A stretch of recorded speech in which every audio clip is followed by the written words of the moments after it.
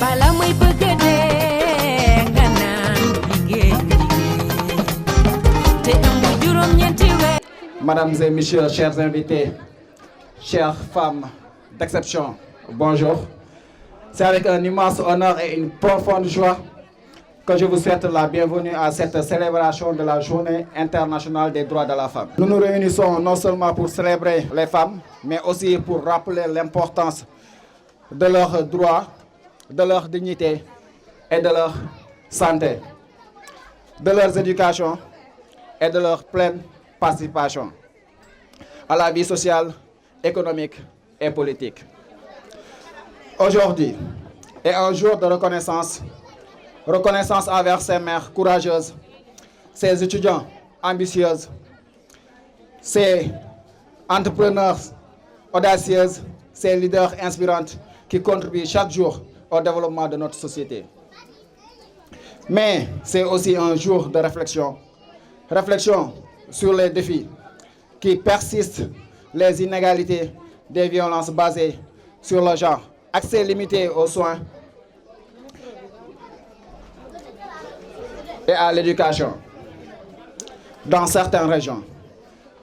Aujourd'hui, on va développer un thème qui est important pour la vie des filles, mais aussi pour la vie des garçons, je dirais même dans la vie tout court. Madame, mademoiselle, monsieur, chers élèves, chers intervenants, chers invités, nous vous souhaitons la bienvenue et souhaitons que cette journée apporte toute l'attente qu'on attendait sur elle. Merci. Alaikum. Nangen def. Man de nature, je ne suis pas très formelle. Je ne suis pas enseignante, je ne suis pas pédagogue, mais je suis là pour partager avec vous. Je me présente. C'est Aminata Amandiaye, maîtresse sage-femme du poste de santé de Tivaouane Peulh. Aujourd'hui, je me déplace pour nous parler avec vous. Donc quelque chose boo xamante ne dafa formel dafa nekk des leçons qu'on donne mais plutôt des partages j'aurais aimé nag mu nekk benn débat benn thème boo xamante ne boomerang lay doon, c'est-à-dire vous me donnez des questions, je réponds, vous me donnez vos réponses, je corrige, ainsi de suite. Mais je pense que ne comme maire yi niñ ko waxee dañoo war a taalir añ et que heure bi ñu ko jël dafa jege torop ak heure taal. Donc on va essayer de faire un ramassage et j'espère que nous un apport positif que ça soit chez les hommes, que ça soit chez les femmes, mais plus particulièrement les élèves, les adolescents qui sont là. Nous avons fait déplacement. Donc yéen ma gëna ñor mairie ak pa yi bon am nañ benen moyen de s'informer. Mais yéen de manière terre à terre comment vous expliquer certaines choses loolu moo ma fi tax a ñëw donc si li may expliquer aussi dafa technique wala dafa compliqué vous m'arrêtez à tout moment vous pouvez poser vos questions à tout moment il y a pas de questions idiotes comme on dit en classe du loolu la ñuy wax maa ngi leen di nuyuwaale seen sañtey rafet na mere naa leen nag mënoon ngeen ma boole ci bleu bi mais rose sama rose la ñun sage-femme ñun ñoo moom rose. Mon aussi journée de la femme. Comme je travaille avec les femmes, je travaille avec les mamans. Mon ben honneur pour moi. Nous invitons à qui ci école yi ma mëna waxtaan ak yéen.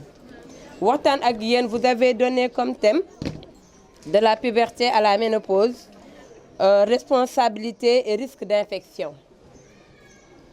Ci biir loolu je peux débattre par rapport à cause des infections. Ñu commencé waxtaan aussi ne xamante ne ménopause je pense que ne jàngi ngeen ko ça doit commencer de 8 ans ba 14 ans foofu la ñuy wax puberté. Ménopause ñu koy xalaatee de 45 ans à 55 ans mais il faut pas oublier aussi que il y a les ménopauses précoces yi nga xamante ne par benn la bokkul ci dans le grand lot. D'accord? Vous pouvez entendre après un de ces quatre ñu ne la kii am na 30 ans mais dugg na ménopause c'est pas à écarter ce sont des personnes yi nga xamante ne dañu spécifique. liñ ñu ko jàngale woon il y a des professeurs de SVT ici ni ñu ko jàngale woon de manière terre à terre il faut savoir que chez la femme moom day juddu ak sachet bi nga xamante ne yàlla da ko koy jox ne ko am yow lii mooy say nen. Chez l'homme à la puberté yàlla da koy jox usine boo xamante ne day defar les spermatozoïdes d'accord yàlla su defee man yàlla li ma jox par exemple je peux dire 150 ovules la chaque mois ma sànni benn kenn mën nañ ko jox moom peut-être 45 ovules chaque mois mu sànni bés bu jeexee dafay yem foofu lay yem day dugg ménopause jàpp leen ko de manière terre à terre aussi c'est facile que ça kii day judd ak telle quantité kii par telle quantité ainsi de suite d'accord maintenant ce qui m'intéresse le plus dans votre thème c'est l'aspect infection les causes des infections maintenant quand li tax ma ne je vais pas m'attarder par rapport ménopause wala puberté il faut savoir que quand la femme dugg na ménopause xam nga astafurlah puberté kooku mi ngi commencé nekk jigéen et que xale bi am 8 ans commencé gis règle am ak mère bi nga xamante ne mi ngi 45 ans ñoo yam àtte parce que c'est l'appareil génital ñoo yam àtte dans la mesure où c'est même le même appareil génital maintenant kii activité am warul bokk ak kële c'est-à-dire les activités sexuelles warul bokk d'accord les infections il y a plusieurs causes cause bi mën na nekk hygiène mën na nekk maladie parce que en cas de diabète en cas de VIH l'immunité dafay chuter xaw ma comment je vais l'expliquer les défenses bi nga xamante ne moo nekk ci yaramu nit ki dafay chuter donc lu su fekkee ne les défenses dañuy chuter les infections dafay gën a mën a dugg ci vous avez un peu compris donc il y a plusieurs causes possibles les causes peuvent varier mën na nekk hygiène mën na nekk maladie mën na nekk sexuelle mën na nekk d'accord léegi par rapport à ça vous avez des questions s'il vous plaît man wax dëgg li taamu ma ko ñoom ñoo ko tàmm di def les cours magistraux là man ba ma ca pare ba ma jàllee laa kontaan man li ma xam mooy boomerang dem dellu si vous avez des questions bu leen xool ñi ci kanam yéen laay waxal man ñi intéressé wu ñu ma vous avez des questions vous n'avez pas de questions ce qui veut dire que tout ce que j'ai dit il y a pas kenn di dugalu ci dara ci boppam si il y a quelque chose vous avez des questions génne leen ko il y a pas de questions kii tabou il y a pas de questions idiotes da nga bëgg kay poser question allez si tu as des questions vous me dites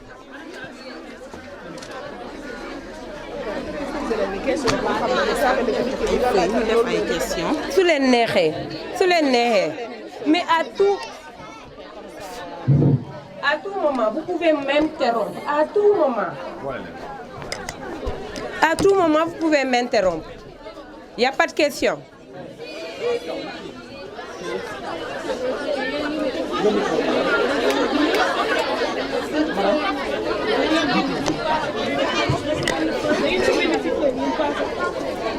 Maintenant, qui a la question s'il vous plaît? Marie.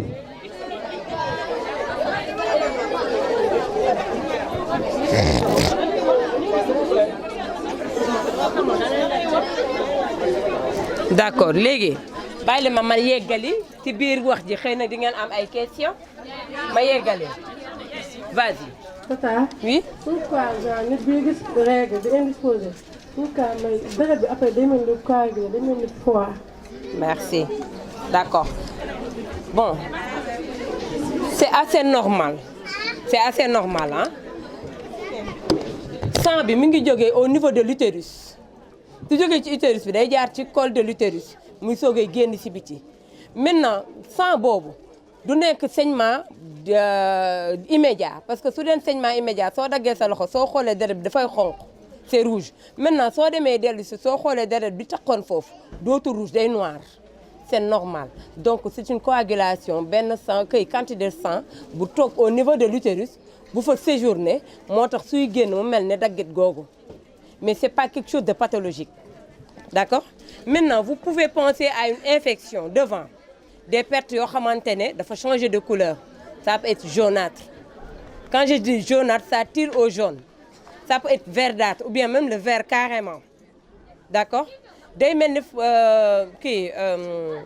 farine boo xóoyal wala nga wayal soow d'accord wala mu bari wala muy métti sa nëq d'accord su fekkee ne ñi nga xamante ne am nañ jëkkër mooy ñi nga xamante ne dañuy sëy muy métti au moment de di sëy je le dis parce que vous êtes des jeunes dames yéen a ma gën a xam yenn yi donc j'ai pas de tabou par rapport à vous en cas de femme chez la femme mariée suy am rapport sexuel mën na métti naqam mën na di sëy ak jëkkëram sax di naaj yooyu yëpp des signes d'infection la mais il faut pas écarter aussi chez les hommes ñoom it dañuy am des écoulements les écoulements peuvent être jaunâtres peuvent être blanchâtres peuvent être purulentes c'est-à-dire day mel ni dëtt day suñuy saw day métti seen naq donc ñun ñëpp les infections ñun ñëpp la incombé ñun ñëpp ci war a xalaat je vais faire benn dégression chez les femmes chez les mamans dañuy foog na xale boo xamante ne dafa am 3 ans 4 ans 1 an du am infection fii l'hygiène n'y est pas xale bu toll nii mën na am infection chez l'homme chez le garçon comme chez la fille donc les infections ñun ñëpp la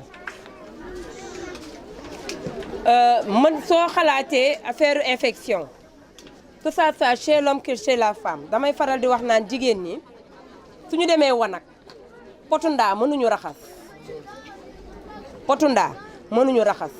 et aussi nañ bàyyi di fekk ndox bu taaje ñu utiliser ko parce que kër goo xamante ne ñun ñëpp a bokk les habitudes bokkul yow mën nga set man ma tayal su ma duggee ci ndox wanag bi lu ko ma jël pot bi ma jël sama ndox as ko raxasoo infection bi ma am dama koy def ci siwo bi yow nga ñëw saw raxasoo ko mais dama la koy jox indirectement bokk ay yére biir ma dire jiital baaxul parce que li nga am infection moom ngay jox kële da ngay gis góor boo te aussi ñun jigéen suñu amee infection ñu contaminé ko lundi le mardi on développe les signes vous avez un peu compris on développe les signes c'est-à-dire dañuy gis signes yi soit nga am perte soit sa kanam di xasan soit sa nëq di metti alors que chez l'homme c'est pas le cas chez l'homme mën na am infection loolu tax ñun suñu def traitement chez la femme on a tous les problèmes du monde soo ne ko dama wax sa jëkkër mu def traitement mu ne dara méttiwu ma c'est normal parce que ku góor ki ça peut durer balaa moo développer ces signes là ça peut durer balaa moo développer ces signes là d'accord donc bëri na suñu jëlee loolu côté hygiène la mais la précoce l'infidélité multipartenariat man maa ngi tudd Ami am naa copain bu tudd Modou nee na pour ma wan ko ne man bëgg naa ko jox sama bopp ñu génn 2 mois Modou neexatuma ko mu bàyyi ma am paate ne naa ko jox sama bopp 2 mois après ma bàyyi paate maa ngi ci Albert attends yéen jigéen ñi xam ngeen bu baax li may wax gis nga gi nit soo ko bëggee la personne n'a pas à te montrer des signes ay preuves taat amul fenn arrêtez da ngeen di naan waaw sama copain la waaw kon daf may bàyyi na la ba c'est-à-dire que vous êtes des femmes gis nga nit ki da ngay taxaw ci balance peese sa bopp xam yow yaay kan balaa ngaa wane sa morom man maay kan. excusez-moi dafa bari sama loxo kan. non je vous en prie. nit ki da ngay xam yow yaay kan nit ki su la bëggee dëgg da lay préserver loo sa bopp. T'as pas à lui montrer tes seins, t'as pas à lui montrer ce jiital, t'as pas à te déshabiller devant lui, encore moins de te donner à cette personne-là. T'as pas à le faire. T'es aussi en même temps, vous avez des copains yoo xamante ne il se verse dans la sexualité précoce baal leen ma maa ngi waxaat français da ngeen am góor yoo xamante ne dañuy teel a du xam jigéen amul benn problème góor jàlla la fëggal sa dënn waaye xamal na yow su dee infection yaa ko gën a am su fekkee ne am prostatite après c'est-à-dire des problèmes de prostate tu es beaucoup plus exposé sida bi mi ngi fi hépatite bi mi ngi fi herpès bi mi ngi fi donc sida rek ngeen jàpp mais y a de ces maladies excessivement dangereuses yoo xamante ne ñun moom la ñu gën a ragal sida parce que sida soo naanee sa garab sax mën nga dox ànd ak nit ñi. Vous avez un peu compris? Merci beaucoup. Léegi parlant des je pense que j'ai parlé des signes. On peut penser à l'infection génitale devant, que ça soit góor comme jigéen xasan lay doon xasan da ngay wokkatu da ngay sooy saw day metti sooy sëy góor day metti da ngay am des pertes qui changent de couleur bien que ne nag je vais faire benn pause par rapport à ça c'est pas perte yëpp ñoom ñoo pathologique du perte yëpp mooy feebar jigéen balaa ngaa gis règle da ngay gis ne da ngay am perte yoo xamante ne dafay blanchâtre day mel ne nen bu ñorul gis ngeen xam ngeen nen bu ñorul soo ko tojee le blanc d'œuf ni muy beexee noonu lay mel mais du bari su baree yenn bari yi baaxul quand ça change de couleur gris blanc rose xam nga jaune vert wala ça tire au sang c'est-à-dire rosacée affaire yooyu c'est pas bien. Après règle yàlla daf moo ñu dàq raxas foofu après règle dañuy gis ces pertes là aussi yéen a ngi may dégg chez les femmes chez les femmes entre deux règles c'est-à-dire date des dernières règles premier jour des règles ak premier jour des règles li ci topp soo xoolee ci diggante bi am na période boo xamante ne da ngay gis tamit glaire cervicale boobu. soo ko tiiree dafay xaw a mel ne lu chewing-gum day def nii sa ween day xaw a diis sa yaram day xaw a tàng période boobu mooy période de fécondation soo leen di sëy ak góor di ëmb waxuma nag ngeen foog na yéen soo leen sëy ak góor bu dul période boobu doo leen ëmb ah kay c'est une possibilité parce que quand je dis ça période de fécondation la mais spermatozoïde dafa am durée de vie ovule am durée de vie balaa ngeen naan taa Amina moo ko waxoon la may wax day leer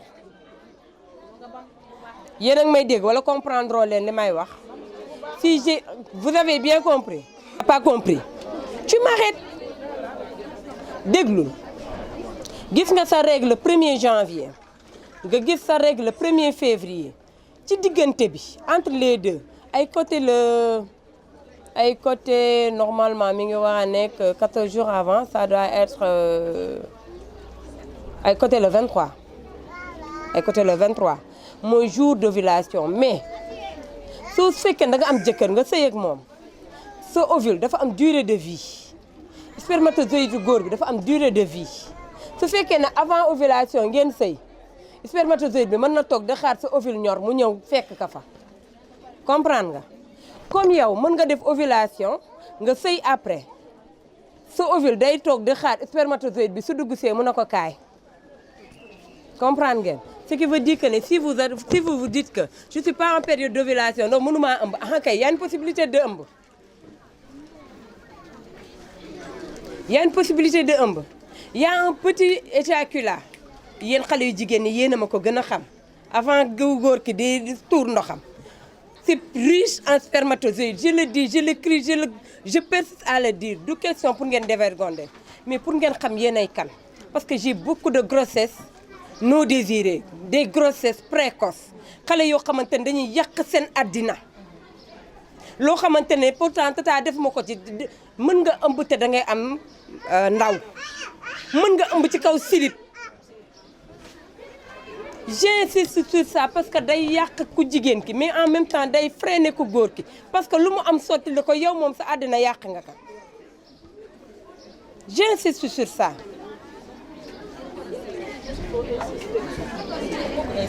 D'accord. Il y a des grossesses yi nga xamante ne grossesse précoce la yi nga xamante ne day tax ngeen naa da ngeen ciy jéem dara mu indil leen beneen musiba mbaaba kumba boo xamante ne doo leen ko xam. J'ai vu une fille de 6 ans boo xamante ne bi ma nekkee hôpital dañ ko mujj defal hystérectomie maanaam dañoo dindi utérus am teg ko fële kooku moom pare na ci jur dootul amati doom ndax lan dafa dem ëmb ji jéem ci yàq ko def infection il fallait dindi l'utérus pour sauver bébé femme bi à l'âge de 16 ans elle était tellement belle man sama àdduna yëpp la yàq. Y a pas de ndeysaan qui tienne. Y a pas de ndeysaan qui tienne. Je suis une maman. Je sais de quoi je parle. Vous savez, dans la santé, hein, nous, on passe tout notre temps à être désolé. Parce que ça va être des choses qui c'était évitable. C'était des choses qui il n'y avait rien qui vous force à le faire. Il y a des dépenses, il y a des courant, il y a des santé. Et c'est désolant, malheureusement. Il y a plusieurs types de troubles du cycle.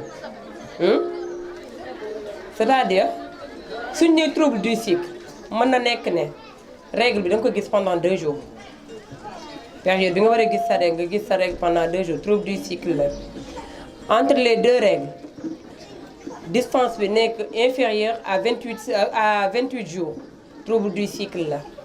Ngay gis sa règle pendant plus de 10 jours trouble du cycle la ngay gis sa règle di changer de freedom ngay changer 4 à 5 6 fois trouble du cycle la maintenant les troubles du cycle mën na nekk d'origine bu bëri mën na nekk stress c'est-à-dire dama nekk kii nu mu tuddati dama am problème mën na nekk à l'école mën na nekk à la maison mën na nekk sama diggante ak samay xarit ma jël ko yenn problème bi le stress. C'est une des causes de maladies les plus graves. Parce que le cancer, c'est le stress. Le cancer, le stress. Waxtuma la trouble du cycle. Mën nga baña gis tok ay wër di teubal ay wër gisoo rek loolu tamit trouble du cycle la. Donc le stress mën na ko def. Ay médicaments mën nañ troubler sa cycle. D'accord? Quoi encore? Des maladies mën na troubler sa cycle. Donc, barina. Maintenant, je vais ma règle le 1er janvier. Si j'ai un cycle de 28 jours, le 28 janvier, je vais ma règle, donc tu vas te dire que, tu ben moi j'ai vu mes règles. Non, non, il faut regarder différence, premier jour des règles et premier jour des règles, c'est top. Distance, différence, bon. Je ne sais pas si vous comprenez ce que je veux dire. Vous avez un peu compris. Légui, il faut savoir une chose. Il y a différence entre cycle menstruel et durée du cycle. La question c'était, tant que je l'ai expliqué, 2 jours de règles baaxul. C'est ce que j'ai dit. Si vous voyez le premier, normalement, war na dem ba le 3 y compris. Yéen a ngi may dégg 3 4 jours ba inférieur à 10 jours loolu mooy durée du cycle xam astafurlah durée des règles maintenant comme ni mu ko waxee durée du cycle mi ngi nekk le premier jour des dernières règles ba mu fekk ji waat le premier jour des dernières règles bii ñëw wala vous n'avez pas compris vous avez compris loolu mooy durée du cycle ce qui veut dire que ce durée-là doit être entre 28 et 36 jours, pas plus. Ça diffère nak tay ji ki mën na nek mom durée du cycle 28 jours, que le durée nek 34 jours, que le nek durée nek 29 jours et ainsi de suite. Mais quel que soit alpha, ñun ñep dañoo wara bokku ci intervalle bobu. D'accord? Maintenant, la question B, ce qui fait qu'une personne peut avoir 2 sexes en même temps. Lolo, c'est pas à rigoler. C'est une réalité. Quel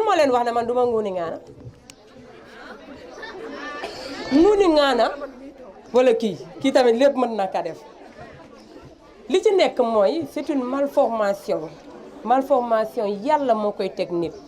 Il faut savoir accepter la personne. Il faut savoir accompagner la personne. Gis nga le fait que ñu wax nii nga ree du ñàkk am na koo xamante ne am na lu ma bëggoon wax du ko wax parce que blocage lay doon et quand ça fait blocage da ngay jéem a résoudre par toi-même de deux choses l'une soit tu te refermes sur toi-même soit tu fais des bêtises tu fais des dégâts. mu ni nga na ce sont des choses yoo xamante ne yàlla moo koy teg nit. si xale bi juddoo mën nañ ko defal ce qu'on appelle écho abdominal pour voir les organes génitaux internes ñu xool nagam foofu dafa am les urétères nagam foofu dafa am les kii nu mu tudd testicules yi nagam yéegul ñu xool foofu nagam dafa am prostate ce qui est spécifique chez les hommes wala boog ñu xool nagam xale bi dafa judduwaale ak utérus pour ñu xam ne kii jigéen la. su fekkee ne y a toujours cette ambiguïté sexuelle ce qu'on appelle ambiguïté sexuelle su boobaa dañ koy bàyyi mu màgg su màggee ba dem à l'âge puberté dinañ xam ban mooy prédominer parce que les organes les hormones mâle mooy di prédominer wala les hormones féminines. waaye léegi yow tey si tey man ma am doom ma tuddee ko Adama xamoo wala màgget xamoo lu ma ko màgget lee Adama xamoo lu ma ko Adama lee nga jàpp ko di ko ree mais kooku bloqué nga ko rey nga ko addinaam. C'est terminé. Donc, nous, jigéen, bu ñu fàtte ne on sera des futures mamans. On est des gardiennes. Ñun dañoo war a boot rogante. Ñun dañoo war a uuf. Jigéen bu nekk namal sa bopp nga am jikko yaayi seex. Yaayi seex day uuf day root day boot day rogante. Doom bu nekk doom la. Donc, faut pas rire de ça. Faut pas rire de ça. Te yàlla day nattuwaate. Da ngay reetaan tey suba mu jox la bu gën a pire. Donc, arrêtons de rire des gens. Le pourquoi du pourquoi yàlla rek a ko xam yàlla rek a ko xam ñun ñi nekk dans la médecine dañuy sabab lu yàlla jàppale ñu donc nañu xoolaat suñuy comportement par rapport à certaines malformations et c'est lu méttee gérer nga que ça soit chez la femme chez le mari dans la maison la personne si boppam psychologiquement il est très faible il est très très faible. Donc nañu xoolaat suñuy réaction par rapport à ça. Léegi par rapport aux causes on avait dit que déséquilibre flore de Döderlein de Döderlein moom mooy suñu kanam dañoo am ay microbes yi nga xamante ne moo naturel moo baax moo fa war a ne da ngay gis xale bu jigéen boo xamante ne day foog na moom daa set dina jël silib bi fóot ko fukki yoon ak juróom ci bés bi dina raxasu dugal ci fattal baaraam ba fa mu war a dugg fa mu war a dugg raxas ko ba mu set rocc ko ba mu set teg fee. tante ja ca kër ga mel ne Amina dem wuti ji ay saf-safal ngeen baal ma yéen góor ni weeru koor waaye dara saf-safal nga def maanaam on bousille sunu flore de Döderlein dañ koy yàq. suñ koy yàqee soo nekkee jigéen boo xamante ne da nga war a ëmb kooku moom. day metti rek waaye pour mu jàpp ëmb ce sera tout un problème parce que li war la fa war a nekk soldat ya fa war a nekk lépp nga dindi soo dindee lépp mi ngi mel ni Tivaouane Peulh tey jii ñu toogoon ba mu neex ñu rek jël gendarmerie bi génne ko dem yóbbu ko Kër Massar bàyyi ñu noonu ñun ñii nii rek la kii su ma ko xoolee xool bu ko neexul sama ne foofu mbéj balaa maa riposter dina ma gaañ c'est la même chose c'est-à-dire les soldats yi nga xamante ne ñoo nekk ci flore bi moom suñ ko dindee dañuy favoriser les infections d'accord am na wax gu ma daan wax waaye tey damaa woor te damay bañ wori tey maanaam lu ci nekk la ca war a dugg cay dugg loxo dugg du pour foofu d'accord les femmes waxuma leen yéen waxuma ak yéen d'accord yéen dara fa waru faa xaj tax ba di fa dugg waxuma leen yéen ah merci beaucoup nay leer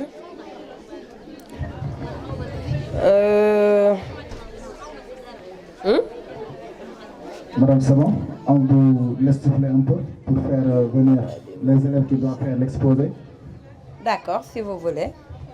Maintenant, je voulais juste rek, je pense que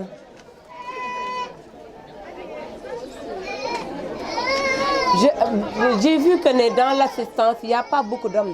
Vous n'avez pas beaucoup d'élèves garçons. Peut-être qu'ils ne sont pas intéressés, mais ils sont là. Ouais, mais en fait, gars, quand on parle d'infection, quand on parle de sexualité, c'est purement chez les filles. Pas du tout. Parce que le fait que les de verser dans la sexualité précoce, mais les infections d'Aïdougou, infections chez les hommes, l'appareil génital de la femme. L'homme. Jangen ko gland bi mën na def inflammation le gland xam ngeen ko le gland ku ko xam ngeen ko te jangeen ko de xam nañ ko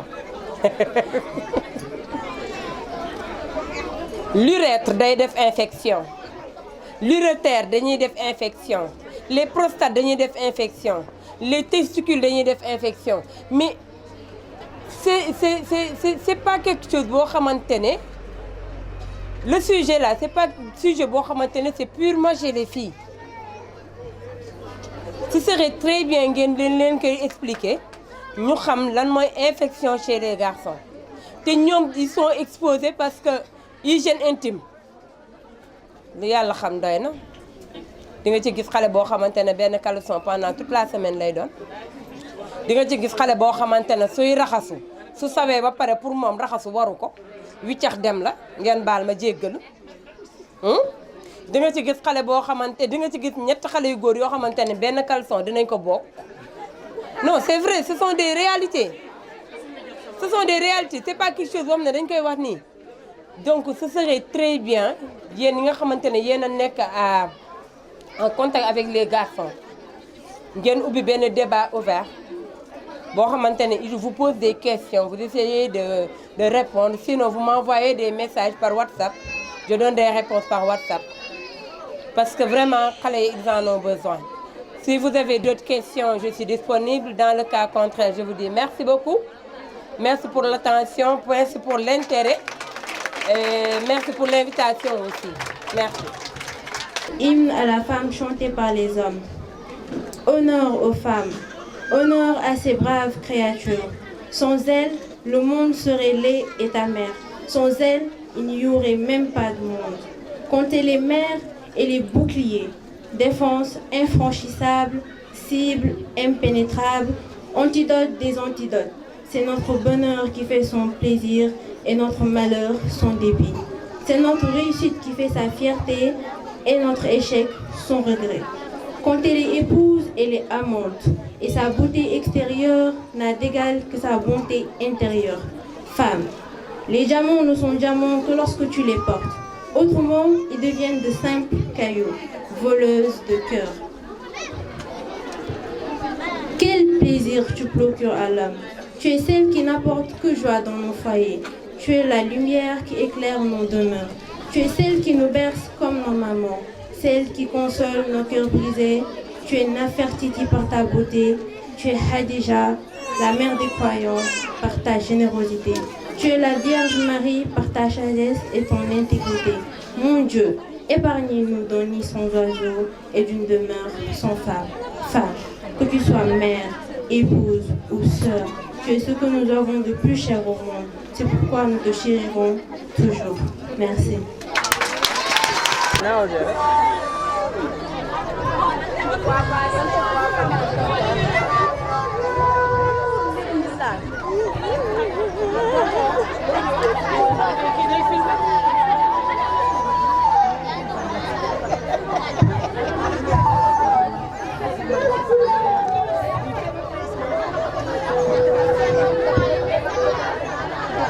Adieu.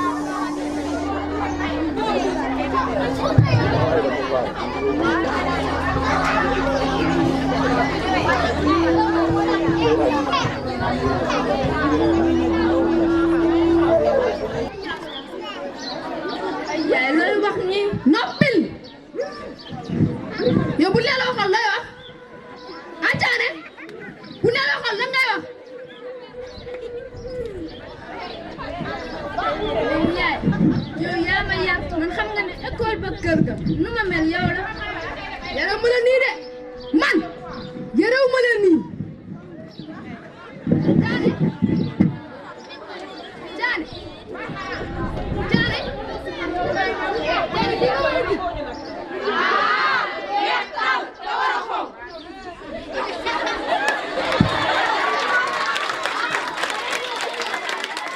Jaane yow sama ak yàlla la dal bàyyi la ak ay yaay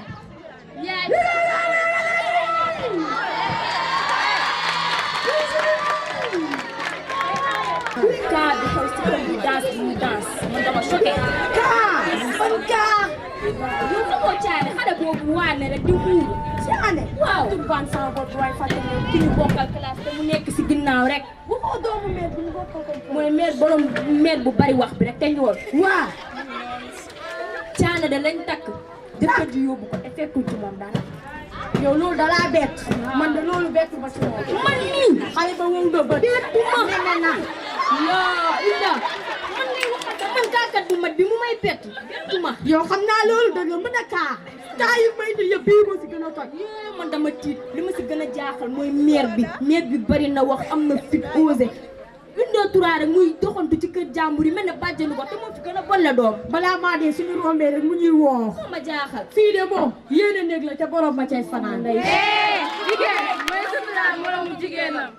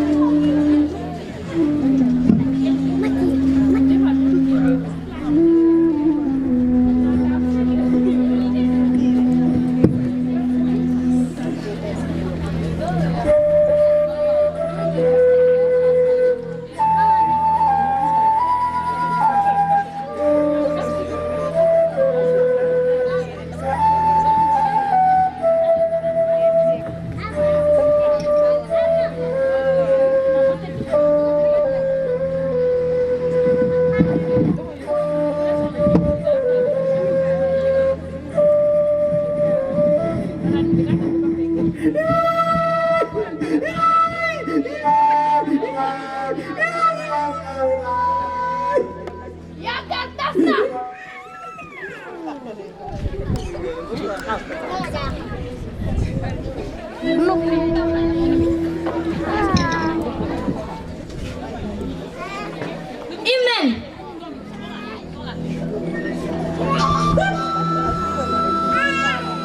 Imen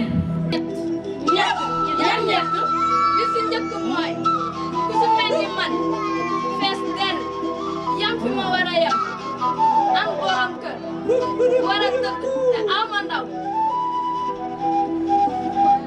du tayeef lu ma yàlla teg la ndax dama ko judduwaale Caane wax ñu leneen ñaareel bi mooy fees del te naqaree jot su ko defee noonu tàmbalee naan amul ndaw ñaareel ba ñetteeli fan ba sa jëkkër képp kuy jigéen